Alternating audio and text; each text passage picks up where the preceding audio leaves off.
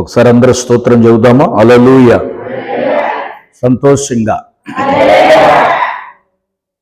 యేసోపు గారు ఇంటిలో ప్రభు వస్తున్నాడు అన్నప్పుడు ఎంత సంతోషంగా ఉంది. అట్లా చెప్తారా? ఒకసారి గట్టిగా చెప్తారా? ఆనందంగా చెప్తారా? ఇంకొక ఇంటిలో కూడా సంతోషం కలిగింది. ప్రభువారు పుడుతున్నారు అనగానే యేసోపు మరియమ్మ గారి ఇంట్లో కలిగింది. ఇంకొక ఇంట్లో కూడా కలిగింది. జకరియా ఎలిజబెత్ గృహంలో కూడా ఏం కలిగింది? ఆ కుటుంబంలో దాన్ని బట్టి స్తోత్రం చెబుతారా? గట్టిగా ఒకసారి గట్టిగా చెప్తారా? మూడోసారి చెప్తారా? దేవునికే మహిమ కలుగునుగాక. దేవుని సన్నిధిలో ప్రియమైన దేవుని పిల్లలారా, కూడి ఉన్న మీ అందరికీ ప్రభు అయిన యేసుక్రీస్తు నామములో నా నిండు మనసుతో హృదయపూర్వక వందనాలు తెలియజేస్తున్నాను. దేవుడు మనలను ప్రేమించి ఈ పరిశుద్ధ దినం, పునరుత్థాన దినం, ఆయనను ఆరాధించవలసిన ఈ దినమున దేవుడు ఇంతవరకు మనకి పాటల్లో మంచి స్వరాన్ని దేవుడు ఇచ్చి అందరూ పాడి గణపరచడానికి, స్తుతించడానికి ప్రభు ఏమి ఇచ్చాడు? మంచి స్వరాలను ఇచ్చాడు. చాలా సంతోషంగా ఉంది. దేవుని సన్నిధిలో స్తుతి ఆరాధనలో కూడా మీరు ఎంతో ఉజ్జీవంగా, ఎంతో ఆనందంగా దేవుని ఆత్మచేత నింపబడ్డారు. యేసయ్యకు మహిమ కలుగునుగాక. ఎందరైతే ఆరాధించారో ఆరాధించిన ప్రతి బిడ్డ మీదకి ఆయన ఆశీర్వాదాలు మెండుగా వచ్చునుగాక. దేవుడు దయచేయునుగాక. ఇవ్వాలని దైవజనుడిగా మనస్ఫూర్తిగా ప్రేమతో కోరుతున్నాను. ప్రభు సన్నిధిలో ప్రియ దేవుని పిల్లలారా, పోయిన వారం గుర్తుందా? రెండో వర్తమానం ఏం చదువుకున్నావు అమ్మ? పోయిన వారం రెండో వర్తమానం, యెహోవా కొరకు ఎదురు చూచువారు నూతన బలాన్ని పొందుతారు.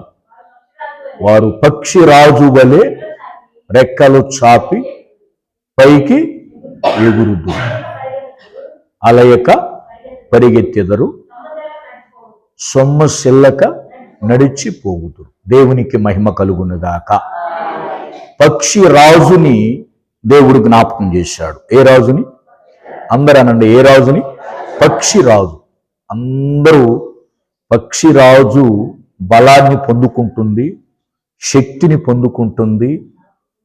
దేవుని కొరకు బలం వచ్చేదాకా అట్లాగనే దేవుని కోసం ఎదురు చూస్తాం అనేది మనం చదువుకున్నాం ప్రభు సన్నిధిలో. ప్రియ దేవుని పిల్లలారా, అట్లాగనే ఈరోజు దేవుని సన్నిధిలో ఇందాక మన మొదటి వర్తమానాన్ని గుర్తుందా? ఏం చదువుకున్నాం? మొదటి వర్తమానం,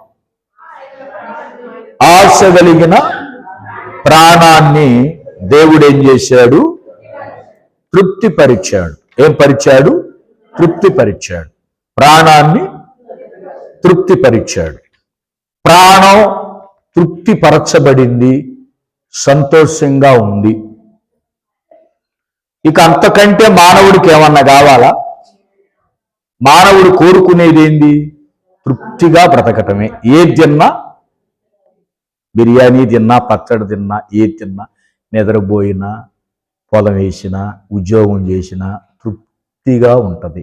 ఏముంటుంది? తృప్తి కోరుకుంటారా లేదా? అసంతృప్తి ఎవరు కోరుకోరు. ఏం కోరుకుంటారు? ఎవరైనా తృప్తిగా ఉంటే చాలు. పాస్టర్ గారు, చిన్న ఉద్యోగమైనా, పెళ్లి కొడుక్కి ఆస్తి లేకపోయినా వాడు బుద్ధిమంతుడై మా బిడ్డ తృప్తిగా బ్రతుకుతారు. తృప్తి అనేది దేవుడు ఏం చేస్తాడు? మనం తృప్తిపరుస్తాడు. ఏం చేస్తాడమ్మా? మనకేం కావాలో దేవుడు తృప్తిపరిచాడు వాళ్ళని. ఎవరిని తృప్తిపరిచింది? ఎవరినమ్మా? ఇశ్రాయేలీల యొక్క జనాంగమును, వాళ్ళ యొక్క ప్రాణాన్ని దేవుడు ఏం చేశాడు? మేళ్లతో తృప్తిపరిచాడు. మేళ్లతో తృప్తిపరిచాడు. చక్కగా దేవుడు మేలు చేశాడు, గొప్ప గొప్ప మేలు చేశాడు. ఏమని పాడుతున్నారు? నీవు చేసిన మనం పాడుతున్నాం, వాళ్ళు కూడా ఆ రోజు పాడారు. పాడారా లేదా అమ్మా? పాడారు. ఏమని పాడారు? అయ్యా నువ్వు చేసిన మేళ్లకు ఏమి చెల్లించగలమయ్యా అని పాడారు. పాడి ఏం చేశారంటే అంతటితో వదిలిపెట్టారు దేవుణ్ణి. పాడి ఏం చేశారు? వదిలిపెట్టారు. వదిలిపెట్టడం వలన నష్టపోయింది ఎవరయ్యా అంటే వదిలిపెట్టిన వాళ్ళు నష్టపోయారు. 10వ వచనం చూడండి. దేవుని ఆజ్ఞలకు లోబడక మహోన్నతుని తీర్మానమును తృణీకరించినందున బాధ చేతను ఇనుప కట్ల చేతను బంధింపబడిన వారై చీకటిలోను మరణాంధకారములోను నివాసము చేయు వారి హృదయమును ఆయన ఆయాసము చేత కృంగజేసెను. వారు కూలి ఉండగా సహాయకుడు దేవునికి మహిమ కలుగునుగాక. దేవుడు వాళ్ళని తృప్తిపరిచాడు. ఇందాక చెప్పా మీకు, దేవుడు తృప్తిపరిచాడు నిన్ను.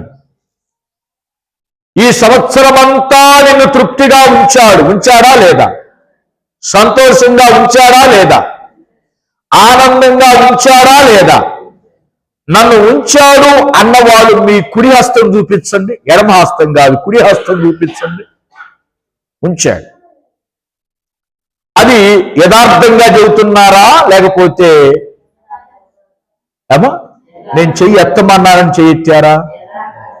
పాస్టర్ గారు యథార్థంగా ఈ సంవత్సరం అంతా నాకు మేలు చేశాడు, ఈ సంవత్సరం అంతా నన్ను కాపాడాడు, ఈ సంవత్సరం అంతా ఏ హాస్పిటల్ పోకుండా నాకు మంచి ఆరోగ్యాన్ని ఇచ్చాడు, శక్తిని ఇచ్చాడు అని మనం అందరం మేళ్లతో తృప్తిపరచబడ్డాం కదా. తృప్తిపరచి దేవునికి కృతజ్ఞతా స్తోత్రాలు చెల్లిస్తున్నాం. దేవునికి స్తోత్రాలు చెల్లిస్తున్నాం. అంతా బాగానే ఉంది.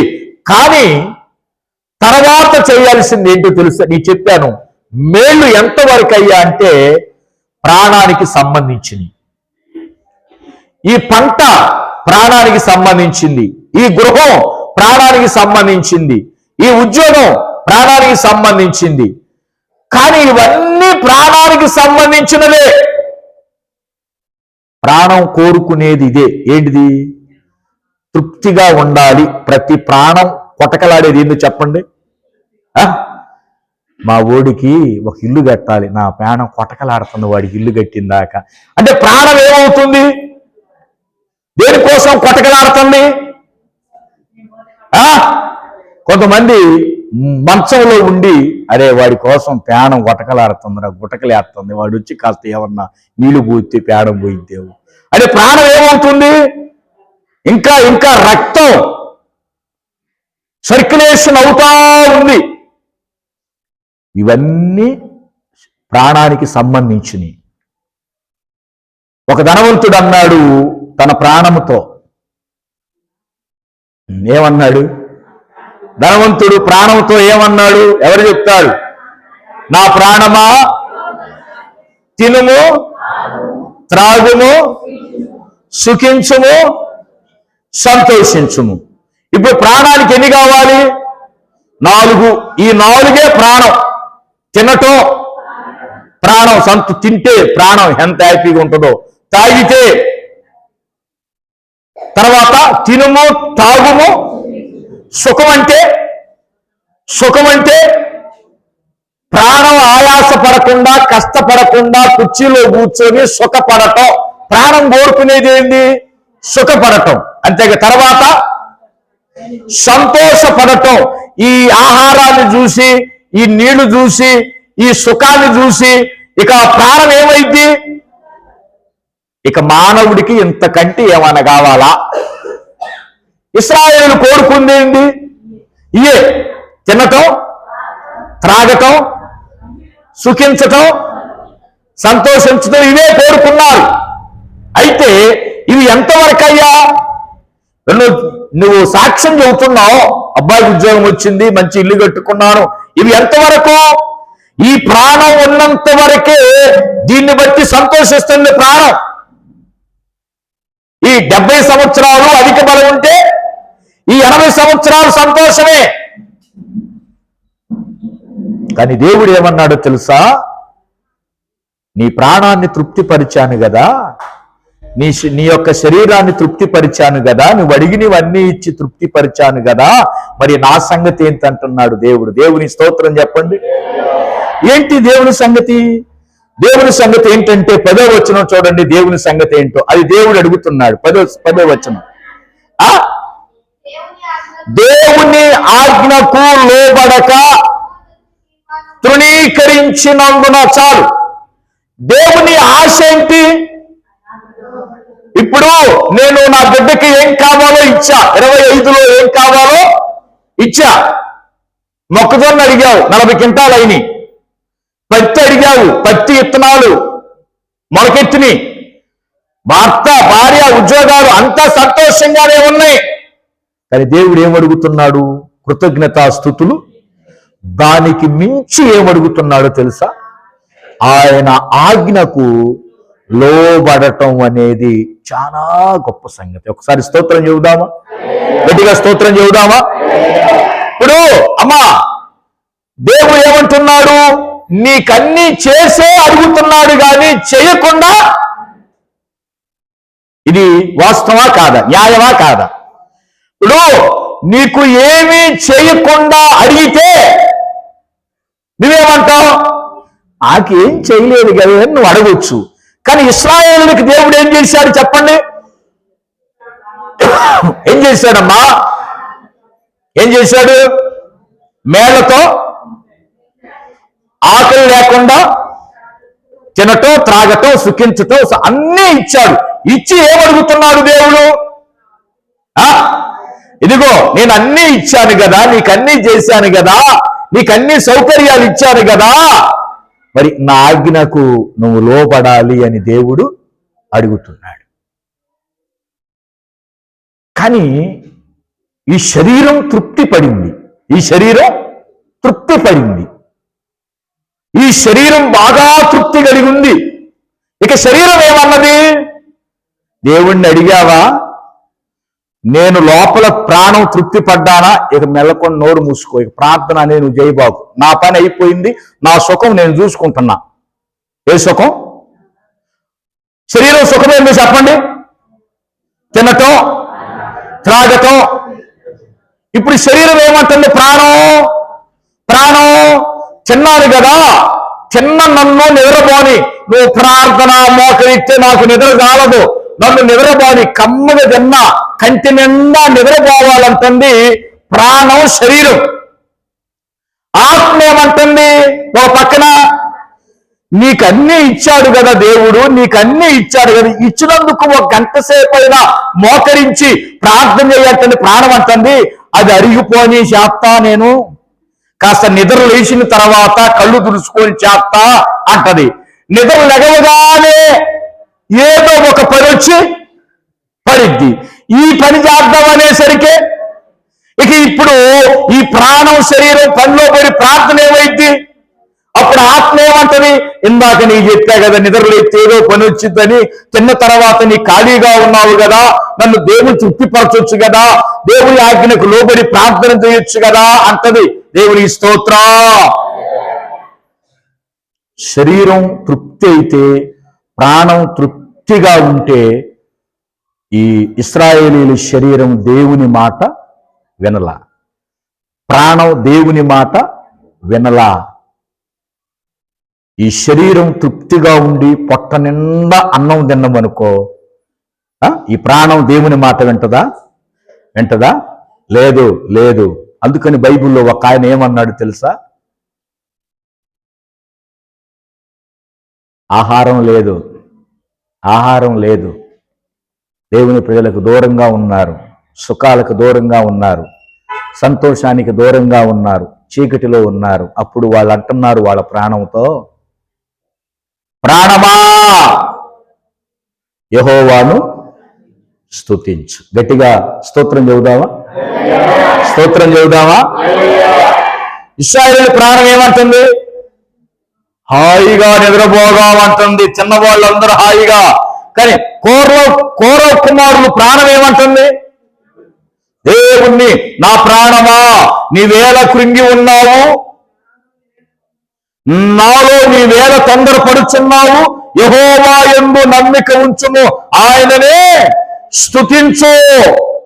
ప్రాణం దేవుణ్ణి స్తుతించాలి, ఈ శరీరము దేవుణ్ణి స్తుతించాలి. అందుకనే కీర్తన 84లో కీర్తన 84 రాసింది ఎవరు? కౌరవ కుమారులు. ఎవరమ్మా? కౌరవ కుమారులు. ఏమంటున్నారు? చదవని మొదటి వచనాలు. యెహోవా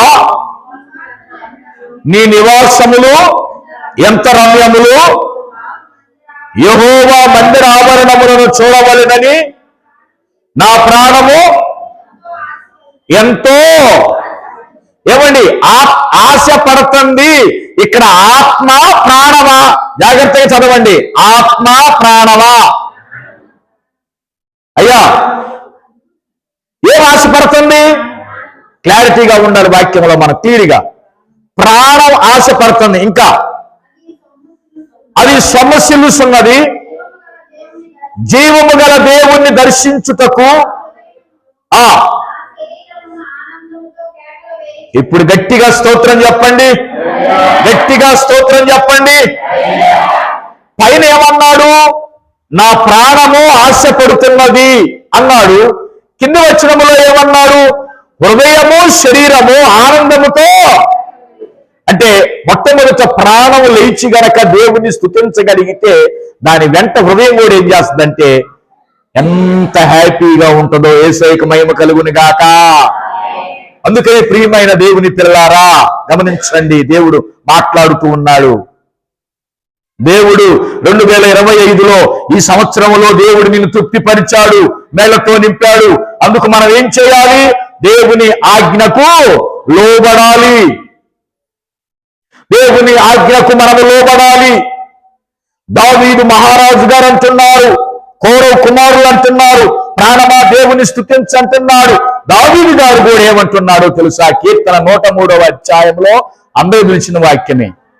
నా ప్రాణమా యెహోవాను సన్నుతించుము, నా అంతరంగములో ఉన్న సమస్తమా ఆయన పరిశుద్ధ నామమును. గట్టిగా స్తోత్రం చెప్పండి. తన ప్రాణంతో ఏమంటున్నాడు? యెహోవాను. ప్రాణం అంటే ఏంటి చెప్పే మీకు. ప్రాణం అంటే ఏంటిది? ప్రాణం అంటే ఏంటి కూడా చెప్పే మీకు. రక్తమే ప్రాణం. ఈ రక్తము దేవుణ్ణి స్తుతించాలి, ఈ నరాలు దేవుణ్ణి స్తుతించాలి, ఈ శరీరము దేవుణ్ణి స్తుతించాలి. దావీదు గారు అంటున్నాడు, నా ఆత్మ ఒక్కటే కాదు, నా ప్రాణం కూడా దేవుణ్ణి. కొన్నిసార్లు దావీదు గారు ఎందుకు ఆ మాట అంటున్నాడంటే, ఒకవేళ దేవుడు ఈ రాజ్యాన్ని వెండి ఇచ్చి బంగారం ఇచ్చిన తర్వాత నా ప్రాణం నిద్రపోయిద్దేమో హాయిగా, నా ప్రాణం ఎక్కడ నిద్రపోయిద్దో, నేను ఎక్కడ సుఖపడతానో, నేను ఎక్కడ ప్రార్థన చేయకుండా ఆగిపోతానేమో. ఎందుకంటే మానవునికి ఉన్న ఒకే ఒక లక్షణం ఏంటో చెప్పండి? అన్నీ బాగుంటే, అయ్యా అన్నీ బాగుంటే ఏం చేస్తాం మనం? అన్నీ బాగుంటే అసలు అన్ని నీకు ఆరోగ్యం కానీ, భర్తకు కానీ, నీకు కానీ, పిల్లలకు కానీ అంతా బాగుంటే ఏం చేస్తాం మనం? ఆ సౌకర్యములో ఏం జరిగిద్దో తెలుసా? దేవుణ్ణి మరిచిపోయే ప్రమాదం ఉంది. దేవుణ్ణి మరిచిపోయే ప్రమాదం ఉంది. శరీరం ఏమంటదంటే, నీకు అన్నీ ఇచ్చాడు కదా దేవుడు, ఇక దేవుడు ఎందుకు ఆయన విడిచిపెట్టరాదా అంటదంట. శరీరం, ప్రాణం విడిచిపెట్టరాదా అంటదంట. ఈ ఆత్మ ఏమంటదో తెలుసా? అన్నీ ఇచ్చినా ప్రభువుని వదిలిపెట్టొద్దు, ప్రభుని వదిలిపెట్టొద్దు, ప్రభుని విడిచిపెట్టొద్దు. ఇంకా స్తుతిస్తే దేవుడు నీకు ఇంకా మేలు చేస్తాడు. ప్రాణమా దేవుని స్తుతించు అంటది. అందుకని దావీదు గారు కూడా చాలా మెళుకు కలిగిన వ్యక్తి. స్తోత్రం చెప్పండి. ఏం కలిగిన వ్యక్తి? చాలా మెళుకు కలిగిన వ్యక్తి. అందుకని దేవుని స్తుతిస్తూ దేవుని గణపరుస్తున్నాడు. ఈరోజు దేవుడు మనతో మాట్లాడుతున్న మాట ఏంటో తెలుసా? 25లో చివరి దినాలలో మనం ఉన్నావా లేదా? కాబట్టి దేవుణ్ణి ఎక్కువగా మనం ఏం చేయాలంట? స్తుతిస్తూ ఉండాలి. ఎట్లాగా? శరీరం ఆనందముతో కేకలు అంటే శరీరం అంతా ఈ కన్ను, కాళ్ళు, నరాలు, కండరాలు, ఎముకలు దేవుని స్తుతిస్తూ దేవుని గణపరుస్తూ ఉండాలి. యేసయ్యకు మహిమ కలుగును గాక. దేవుడు చేసిన మేళ్ళు మనం మర్చిపోయే వారంగా ఉండొద్దు. కానీ ఇశ్రాయేలు ప్రజలు ఏం చేశారో చెప్పండి? దేవుడిని తృప్తిపరిచాడు, ప్రాణాన్ని తృప్తిపరిచాడు, ఆశ కలిగింది, ఆశను దేవుడు తీర్చిన తర్వాత వీళ్ళు ఏం చేస్తున్నారు? దేవుని ఆజ్ఞను మరిచిపోయారు. ఏం మర్చిపోయారు చెప్పాలి? దేవుని ఆజ్ఞ మరిచిపోయారు, దేవుని మందిరాన్ని మరిచిపోయారు, ఆరాధనని మరిచిపోయారు, దేవుని ధర్మశాస్త్రాన్ని మరిచిపోయారు. ఇలాంటి వారు ఎక్కువ ఉన్నారా తక్కువ ఉన్నారా? ఎక్కువ మంది. ఎవరో చెప్పండి? దేవుడు చేసిన మేళ్ళు మహిమపరుస్తారు. ఎప్పటి వరకు? ఆ సాక్ష్యం చెప్పే లోపే మహిమపరుస్తారు. తర్వాత ఒకవేళ అలాంటి వాళ్ళు గనక జీవితాంతం ఉంటే ఇప్పుడు ఈ మందిరం పట్టేదేనా? ఈ గ్రామంలో వాళ్ళే, బయట వాళ్ళు కాదు, ఈ గ్రామంలో వాళ్ళకే దేవుడు చేసిన మేళ్ళు, ఈ మందిరాన్ని గురించి అమ్మమ్మ చేసిన ప్రార్థనను బట్టి, ఇక్కడ వాళ్ళు చేసిన సంఘం చేసిన ప్రార్థనను బట్టి కనుక లెక్క పెడితే ఈ మందిరం పట్టిద్దా? ఎందుకని పట్టదు? గ్రామంలో ప్రతి బిడ్డకి, ప్రతి అన్నిడికి, ప్రతి కుటుంబంలో ఎవరైనా దేవుడి మేళ్ళు మనం ఎప్పుడు చూసామో చెప్పమంటారా? మొదటి ప్రతిష్టప్పుడు, ఈ మందిరం కట్టి మొదటి ప్రతిష్ఠ చేసినప్పుడు బయట వాళ్ళు ఏం చెప్పారు? మీరు విన్నారా లేదా? ఏం విన్నారు? బయట వాళ్ళు ఏం చెప్పారు? అంటే ఎవరికి అవకాశం ఇవ్వాలా? మనం ఒక్క అవకాశం ఇచ్చింది ఎవరికో చెప్పమంటారా? పెయింట్ మేస్త్రి కోటేశ్వరరావుకే మనం అవకాశం ఇచ్చాం. ఏమన్నాడు? మందిరానికి రాకపోయినా కూడా అమ్మమ్మ ద్వారా మేమందరం కూడా మేళ్ళు, ఇప్పుడు వాళ్ళందరూ వస్తే మందిరానికి. కానీ దేవుడు ఏమంటున్నాడో తెలుసా? నీకు మేలు చేశాను, నీకు జరిగిన కార్యాలు, దాన్ని బట్టి నా ఆజ్ఞకు లోబడతావా? దేవుని స్తోత్రం. నా మాటకు నీవు లోబడతావా అని దేవుడు అడుగుతున్నాడు. ప్రియమైన దేవుని పిల్లలారా, ఒకటి, ఆయన తీర్మానమును తృణీకరించారు అంట. ఏందయ్యా తీర్మానం అంటే? ఏంది? ఒక తీర్మానం చేశాడు దేవుడు ఒక తీర్మానం చేశాడు వాళ్ళకి. ఏంటా తీర్మానం అంటే, మీరు గనుక నా మాట వింటే మిమ్మల్ని కనాను దేశానికి చేరుస్తా, నా నిబంధన గనక మీరు మేరకుండా గైకుంటే కనాను దేశానికి చేరుస్తా. ఆ తీర్మానాన్ని వాళ్ళు ఏం చేశారంటే తృణీకరించారు. ఇది మాకు అవసరం లేదు, మాకు కడుపు నిండింది, ఇక నీతో మాకు ఎప్పటి వరకు ఆయనతో పని? కడుపు నిండేంత వరకు, అంతే కదా? కార్యము జరిగేంత వరకే ఆయనతో పని. ఆయనను వాడుకొని వదిలేశారు. అది నిజమైన కృతజ్ఞతా జీవితము కానే కాదు. ఇప్పుడు 2025లో దేవుడు మనకు మేలు చేసినప్పుడు 26లో మనం ఏం చేయాలంట? ఆయనకి కృతజ్ఞతా స్తోత్రాలు చెల్లిస్తూ, ఆయన ఆజ్ఞలు పాటిస్తూ, ఆయనను విడవకుండా మనం ఏం చేయాలి? ముందుకి వెళ్ళాలి. దేవునికి మహిమ కలుగునుగాక. ప్రియమైన దేవుని పిల్లలారా, మనం ఆ విధంగా చేసేవారుగా ఉండాలి. ఇప్పుడు దేవుడు మేలు చేసినప్పుడు మనము దేవునికి కృతజ్ఞతా స్తోత్రాలు చెల్లిస్తూ, దేవుని ఆజ్ఞకు లోబడుతూ, దేవుని మాట వినాలని చెప్పాం. బైబిల్ గ్రంథములో ఒక కుటుంబం ఉంది బైబిల్ గ్రంథములో. వీళ్ళు దేవుడు మేలు చేసినా, దేవుడు ఎన్ని కార్యాలు చేసినా దేవుని ఆజ్ఞకు లోబడకుండా తృణీకరించారు. బైబిల్లో ఒక కుటుంబం ఉంది. వృద్ధాప్యము దాకా వాళ్ళకి సంతానం లేదు. అయినా ఆయన ఒక యాజకుడు. యాజకుడు భార్య గర్భము మృతతుల్యమైపోయింది. ఆయన ఒక యాజకుడు. దేవుడు ఏ మేలు చేయకపోయినా అసలు వాళ్ళు ఏం చేస్తున్నారో ఒక్కసారి చెప్పమంటారా? లూకా సువార్త తీయండి. లూకా సువార్త, వెరీ గుడ్. జకరియా తీయండి. లూకా సువార్త మొదటి అధ్యాయం మొదటి అధ్యాయము. ఎందుకంటే ఈ తారతమ్యాన్ని మీకు గుర్తు చేస్తున్నా. ఒకటి, మనం ఎట్లాగా జీవించాలనేది గుర్తు చేస్తున్నా నేను. మొదటి అధ్యాయం తీశారమ్మా.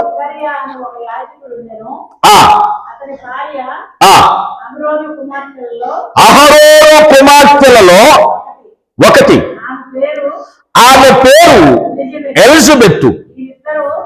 ఎవరిద్దరు? వీరిద్దరు ప్రభువు యొక్క సకలమైన ఆజ్ఞల చొప్పున న్యాయ విధుల చొప్పునను నిరపరాధులుగా నడుచుకొనుచు దేవుని దృష్టికి ఏమై ఉన్నారు. ఇప్పుడు వీళ్ళు ఏం చేస్తున్నారు చెప్పండి? చదివారు మీరు. ఇప్పుడు వీళ్ళు ఏం చేస్తున్నారు అమ్మా? వినాలందరూ. ఇప్పుడు ఈ భార్యాభర్తలు ఏం చేస్తున్నారు? ప్రశ్న. ప్రభువు యొక్క సకలమైన ఆజ్ఞల చొప్పున న్యాయ విధుల చొప్పున నిరపరాధులుగా నడుచుకొనుచు దేవుని దృష్టికి ఏమయ్యారు వీళ్ళు? ఎవరు నీతిమంతులయ్యింది? చెప్పాలి. ఎవరు నీతిమంతులయ్యింది? మా మీరందరూ కూడా నోరు విప్పాలి తల్లి. అక్క చెల్లి నాకని చిన్నోళ్ళు పెద్దోళ్ళు ఉన్నారు, అందుకని అమ్మా నోరు విప్పాలి. ఇప్పుడు వీళ్ళిద్దరూ ఏం చేస్తున్నారు? దేవుని ఆజ్ఞల ప్రకారంగా జీవిస్తున్నారు. దేవుని ఆజ్ఞ ప్రకారంగా జీవిస్తున్నారు. దేవుని న్యాయ విధుల చొప్పున జీవిస్తున్నారు. నిరపరాధులుగా నడుచుకొనుచున్నారు. నీతిమంతులై జీవిస్తున్నారు. జాగ్రత్తగా విందాం. మరి ఎంత నీతిమంతులుగా జీవించినా, దేవుని ఆజ్ఞలు అనుసరిస్తున్నా, దేవుని మాటలు వింటున్నా, దేవుడిచ్చిన యాజకత్వాన్ని చేస్తున్నా, దేవుడు వీళ్ళకి ఏమి ఇవ్వలేదు. చదవండి. ఎలిజబెత్ గొడ్రాలైనందున వారికి పిల్లలు లేకపోయి బహుకాలము గడిచిన. గట్టిగా స్తోత్రం చెప్పండి. ఇప్పుడు వీళ్ళకి ఉన్న లోటు ఏందో చెప్పండి. లోటు గొడ్రాలు అనే పేరు పడింది. ఎవరికి పేరు పడింది? ఎలిజబెత్కి. భర్తకు పడింది, భార్యకు పడింది. మరి దేవుడు వీళ్ళకి సంతానం ఇవ్వకపోయినా, పిల్లలు ఇవ్వకపోయినా, ఏ మేలు చేయకపోయినా వీళ్ళు ఏం చేస్తున్నారు? మరి దేవుడు వాళ్ళకి అన్నీ చేసినా వాళ్ళు ఏం చేస్తున్నారు? మీరు ఒక క్లారిటీ కోసం నీకు చెప్తున్నా ఈ విషయాలన్నీ. ఇశ్రాయేలీయుల ప్రాణాన్ని తృప్తిపరిచాడు, వాళ్ళకి ఏం కావాలో ఇచ్చాడు. ఇచ్చినా వాళ్ళు దేవుని ఆజ్ఞల ప్రకారంగా నడవలేకపోయారు. వీళ్ళకి ఇవ్వకపోయినా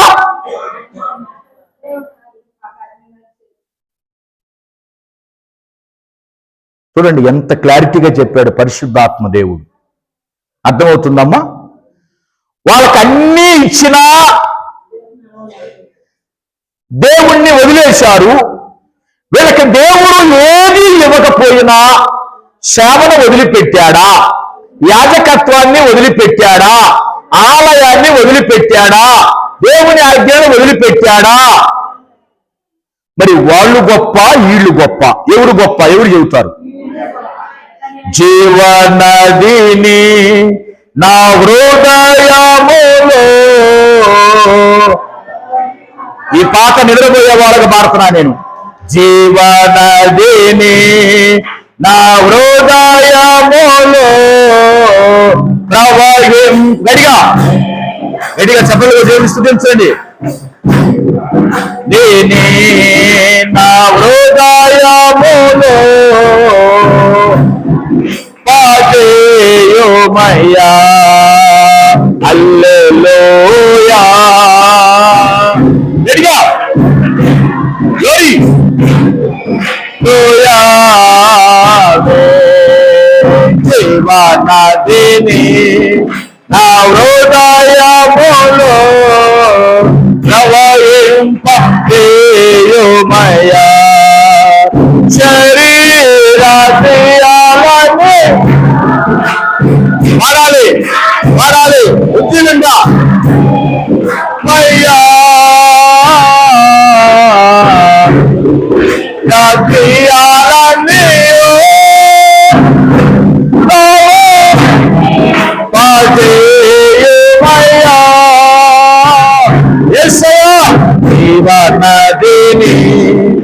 ఆ హృదయములో కుర్చీలో పోలే.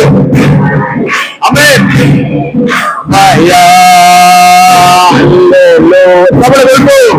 ఆయన నామాన్ని కనపరుచుకుందాం. హల్లెలూయా హల్లెలూయా. అమ్మా అన్నీ వాళ్ళకి ఇస్తే వాళ్ళు ఏం చేశారమ్మా? అన్నీ ఏది కావాలో ఇచ్చాడు. ఇచ్చినా వాళ్ళు ఏం చేశారు? దేవుని ఆజ్ఞకి లోబడలా. కానీ ఈ దంపతులకు ఏమీ ఇవ్వకపోయినా చూడండి, అసలు దేవుని మందిరాన్ని విడిచిపెట్టారండి. అదే ఇంకొకళ్ళు అయితే ఏమంటారు? అయ్యా ఇంత సేవ చేసిన 90 ఏళ్ళు వచ్చినాయి, మాకు సంతానం లేదు, మరి దేవుడు మా సేవను ఏం చేస్తున్నాడో, మా ప్రార్థన ఎటుపోతుందో, నా ధర్మం యాజక ధర్మం ఎటుపోతుందో, ఈ వయసులో కూడా నేను దేవుణ్ణి వదిలిపెట్టలేదని ఏ రోజైనా నిరుత్సాహపడ్డారా? అయ్యా సరే, ఇంకొకటి, ఏ రోజైనా జకరియా గారు ఎలిజబెత్ గారిని ఒక్క మాట అయినా అన్నాడా? నువ్వు గొడ్రాలవి, నీ వల్లనే నాకు పిల్లలు పుట్టడం లేదు, దరిద్ర మొహం వేసుకోనని ఏ రోజైనా అన్నాడా? ఇవాళ ఏం జరుగుతుంది?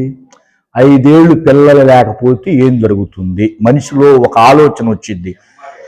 ఇదిగో నిన్ను వదిలిపెట్టను, నేను నిన్ను వదిలిపెట్టను, నువ్వు నా ఇంట్లోనే ఉంటావు, మరి నా వంశోద్ధారకుడు కావాలంటే ఇంకొక ఆవన చేసుకుంటా, ఆవన వదిలిపెట్టను.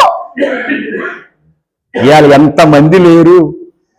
మన ఊళ్ళో లేరులే, బయట ఎంతమంది లేరు? ఇవాళ 5 ఏళ్ళు దాడితే పిల్లలు పుట్టకపోతే ఏమంటున్నారు?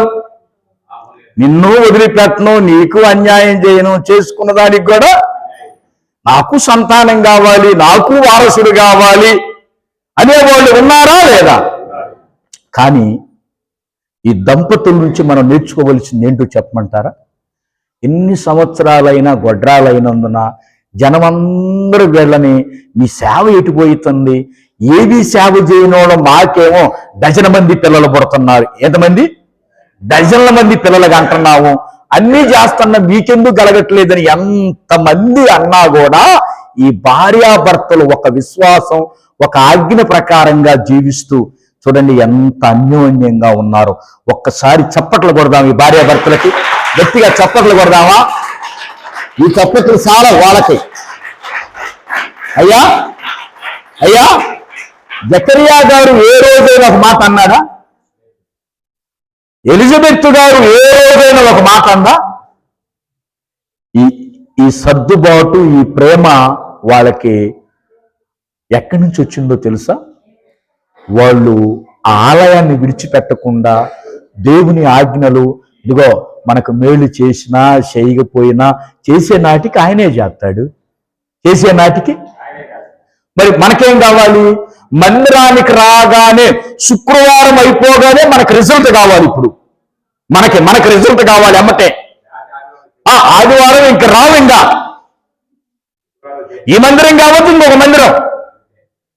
కానీ జకరియా పిల్లలు పుట్టలేదని తాను యాజకత్వం చేసే ఆలయాన్ని విడిచిపెట్టాడా? మరి నువ్వెందుకు విడిచిపెడుతున్నావు? యెరూషలేము సంఘాన్ని నువ్వెందుకు విడిచిపెడుతున్నావు?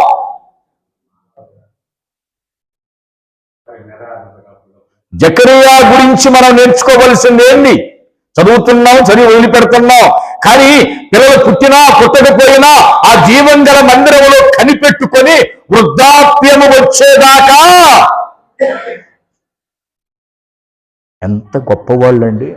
స్తోత్రాలు చెప్పండి. ఇవాళ కూరలో ఉప్పు తక్కువైతే, కారం ఎక్కువైతే, ఏది తక్కువైనా ఏం చేస్తున్నాం? సింధులేస్తున్నాం. భార్యలు ఏది తక్కువ తెచ్చినా పండక్కి సింధులేస్తున్నాం. కానీ వీళ్ళిద్దరు సింధులేలా. దేవుని స్తోత్రం చెప్పు. ఏం వేశారు వీళ్ళిద్దరూ? అయ్యా మనకి ఏది ఉన్నా ఏది లేకపోయినా దేవుడిచ్చిన పనిని చేద్దాం. ఇచ్చే నాటికి ఆయనే అపోస్తలుడైన పౌలు గారి యొక్క ఆంతర్య భావమే వీళ్ళలో ఉంది. పౌలు గారు ఏమన్నాడు తెలుసా? దీన స్థితి అందునా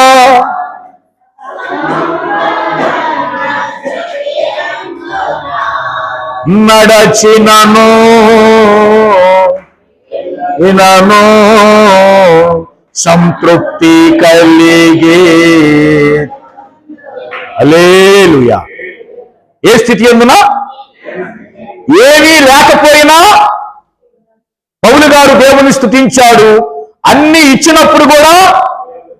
కానీ జకరియా ఎలిజబెత్ గారు గమనించండి, భార్యాభర్తలమ్మా, ఏమున్నా లేకపోయినా చివరి వరకు దేవుని ఆజ్ఞల ప్రకారంగా దేవుని దృష్టికి నీతిమంతులై ఉన్నారు. కానీ వాళ్ళకి అన్ని ఇచ్చినా నీతిమంతులు కాలేకపోయారు. వీళ్ళకి ఏమీ లేకపోయినా. ఇప్పుడు మనం ఎవరి వలె ఉన్నాము? జకరియా ఎలిజబెత్ వలె నేను ఉంటాను అన్న వాళ్ళు ఒకసారి స్తోత్రం చెప్పండి. స్తోత్రం చెప్పారు అంటే ఎట్లాగా ఉండాలని అర్థం? ఒకసారి ఆమేన్ చెప్పండి ఈ మాటకి. ఇంకొకసారి ఆమేన్ చెప్పండి. మూడోసారి ఆమేన్ చెప్పండి. మరి అట్లాగా మీరు ఉంటున్నారా? ప్రశ్న. జకరియా ఎలిజబెత్ వలె చివరి వరకు మనం ఉండగలుగుతున్నామా అంటే, ఉండే భాగ్యం దయచేయి ప్రభువా, ఆ భార్యాభర్తల వలె మేము కూడా నీ కృపలో ఉండాలయ్యా అని మనం ఏం చేద్దాం? ప్రార్థన చేయుదముగాక. ఇక వీళ్ళు కూడా విసుగుబుట్టి వదిలేసి ఇచ్చే నాటికి ఆయనే ఇస్తాడులేని ఈయన మాత్రం ప్రార్థన చేయటం మానేడా? ప్రార్థన చేయటం మానేడా? చదవండి. ఇక్కడ వాక్యములో కూడా మనము చూస్తే 13వ వచనం.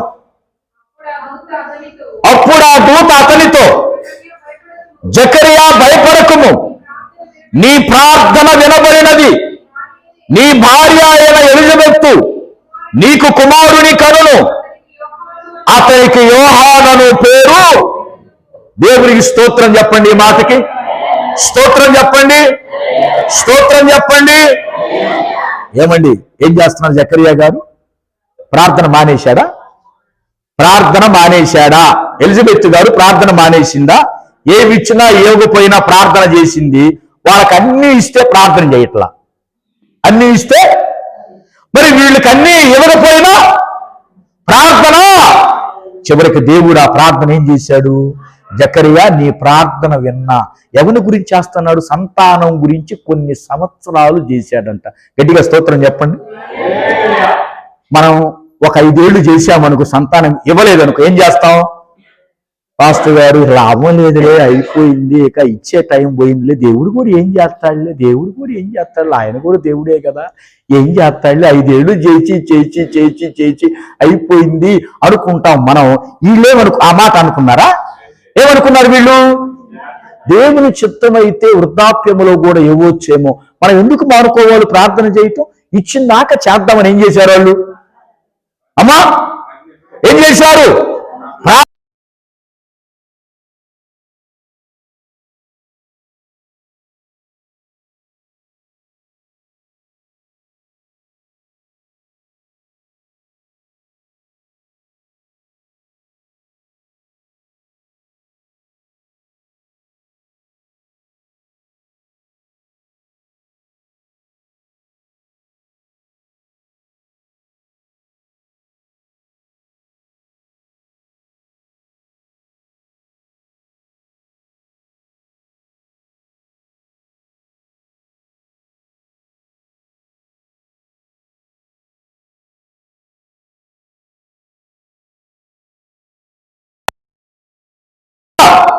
దూత, నేను దేవుని సముఖమందు నిలుచు గాబ్రియేలును నీతో మాట్లాడుటకు.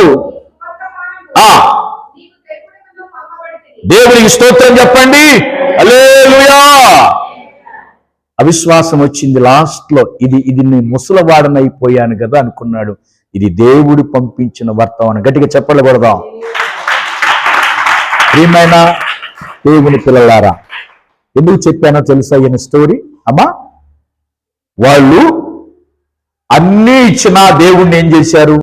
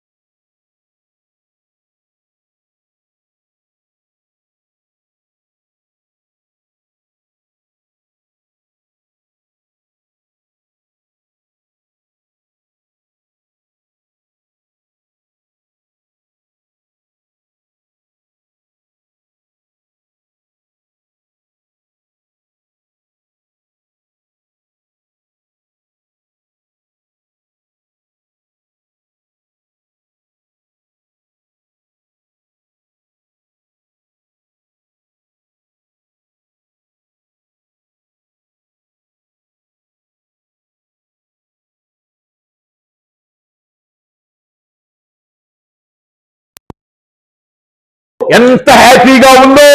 ఇప్పుడు బిడ్డ ఆనందించాడు, తల్లి ఆనందించింది, తండ్రి ఆనందించాడు, ఇరుగు పొరుగు వారు ఆనందించారు, యేసోపు ఆనందించారు, మరియమ్మ గారు ఆనందించారు, యేసయ్య ఆనందించాడు, మనము ఆనందిస్తున్నాం. ఇదే నిజమైన క్రిస్మస్. దేవుని స్తోత్రం చెప్పండి. ప్రియమైన దేవుని పిల్లలారా, అందుకనే వాళ్ళ వలె మనం ఉండకూడదు. ఎవరి వలె? వాళ్ళ వలె ఉండొద్దు. జకరియా గారి వలె మేలు చేసినా చేయకపోయినా దేవుణ్ణి స్తుతించే వారంగా ఉంటూ, దేవుణ్ణి గణపరుచుకునే వారంగా ఉంటూ, ఎప్పుడూ ఆయనకు నమ్మకంగా జీవిస్తూ ముందుకెళ్దాం. 2025లో దేవుడు గొప్ప కార్యాలు చేశాడు. ఇంకా మన హృదయాన్ని దేవునికి ఇద్దాం.